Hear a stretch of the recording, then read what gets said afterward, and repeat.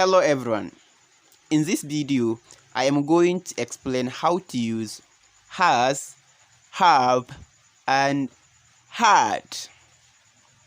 But before we dive into this, please subscribe to this YouTube channel for more videos. Barkanku dai. A yau za mu yi bayani ne akan yadda za a yi amfani da kalmar has, have, and had. Amma kafin mu fara, ku danna mana alamar subscribe domin samun waɗansu bidiyoyi. So, let's begin. To, bari mu fara.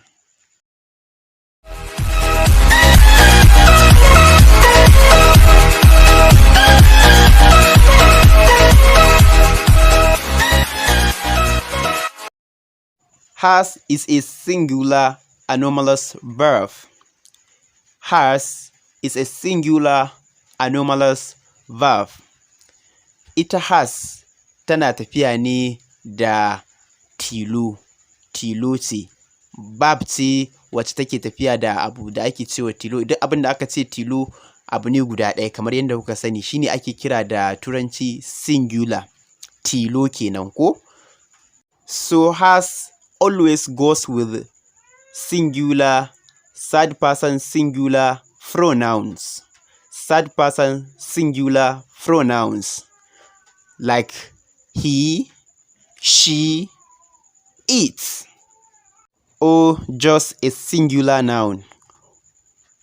Ita has tana tafiya ne da abin da ake cewa mutumin da ake magana da shi, wato kamar shi, ita, ko kuma abu marar rai, it. Sannan kuma ana amfani da ita akan wani suna wanda yake tilo. Kowane irin suna ne, idan dai tilo ne shi kaɗai, za a iya amfani da has, zai iya tafiya da has. For example, alal misali, the plant has dried. The plant has dried. Tsirran ya bushe, har ya bushe. Tsirran har ya bushe. You see, here plant is singular noun. That's why we use has. Has. The plant has dried. Even more examples, ƙarin misalai. A. She has gone home. She has gone home. Ta riga da ta tafi gida. 2. He has just returned now. A. He has just returned now. B. Ya riga da ya dawo yanzu. Ya riga da har ya dawo yanzu. So now, have. Have. Have. Have is a plural form of has. Have is a plural form of has.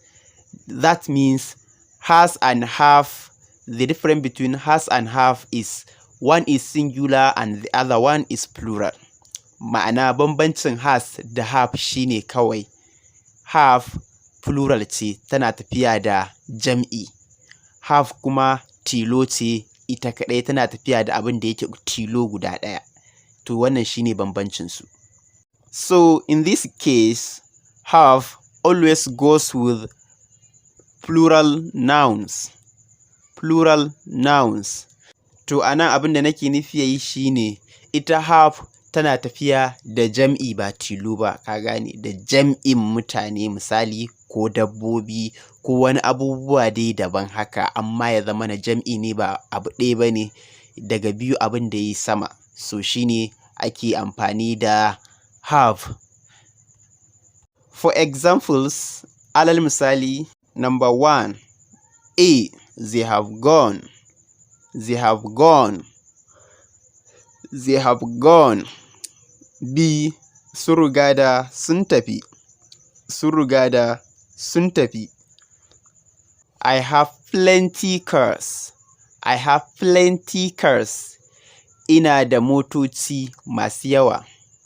Ina da motoci masu yawa. 3. A.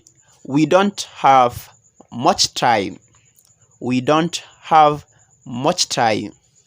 Ba ma da lokaci da yawa. Ba ma da lokaci da yawa. 4. You have 2 minutes left. You have 2 minutes left. B. Lokaci mintuna biyu ne suka rage ma. Mintuna biyu ne suka rage ma. 4. A. I have told you.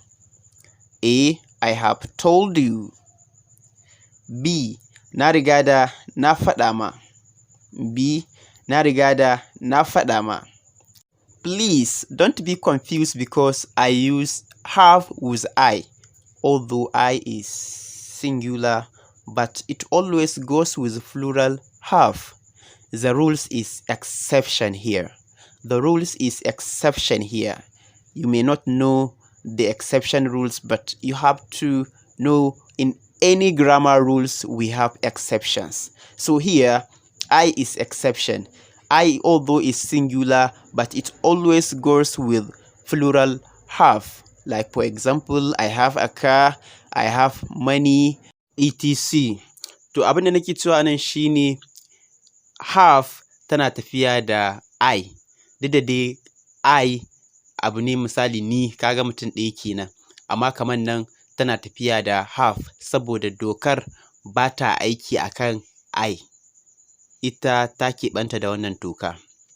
Kun fahimta? So shi saka zan iya cewa I have a car misali ina da mota, ko I have money ina da kuɗi da sauransu. Last but not the least, had. Had. Had. So had is used as past participle. Past participle. I forgot to tell you, have and has are present participle. They are used in present tense. But had is only used in past tense. Had ana amfani da ita a aikin da ya riga da ya wuce, wato abin da ake kira past tense, abin da ya riga da ya wuce. To, ita kuma has da have ana amfani da su ne a abin da yake gudana na yanzu, ba abin da ya tafi ba ya wuce, sannan kuma ba abin da, ko kuma abin da aka gama shi yanzu, ko kuma abin da yake har yanzu akwai shi, wato present tense kenan. Amma kuma had ana amfani da ita ne a abin da ya riga da ya wuce, shine ake cewa past tense kenan. So wannan shine bambancin su. To da has da have duk gaba ɗaya past tense ɗinsu ita ce had. I had a car. Da ina da mota. I had money. Da ina da kuɗi. I had. So like I told you, had is past tense of has and have. Therefore, you can use it with any noun, either singular or plural. I had a car. She had a car. He had a car. We had a car. You had a car. We had a car. You see, all these sentences indicate possession. Possessions. That means those people possessed car before, but now they may no longer have it. Do you understand? So they are just telling a story that they had a car. Do you understand? Suna kamar ba da labari ne, da sun mallaki mota, amma yanzu ba lalle suna da akwai motar ba, tunda suna ba da labari ne abin da ya faru a baya. So wannan shine bambancin has, have da had. Has tana tafiya da singular, singular ce. Have kuma plural ce, tana tafiya da plural nouns. Ita kuma had past tense ce ta has da have. Gaba ɗayansu idan ka dunkule su, had ita ce past tense ɗinsu. So wannan shine, kuma mun zo ƙarshen wannan darasi insha Allah. Amma kada ku manta da ku danna mana subscribe, sannan ku danna ƙararrawar sanarwa. Mun gode, sai anjima.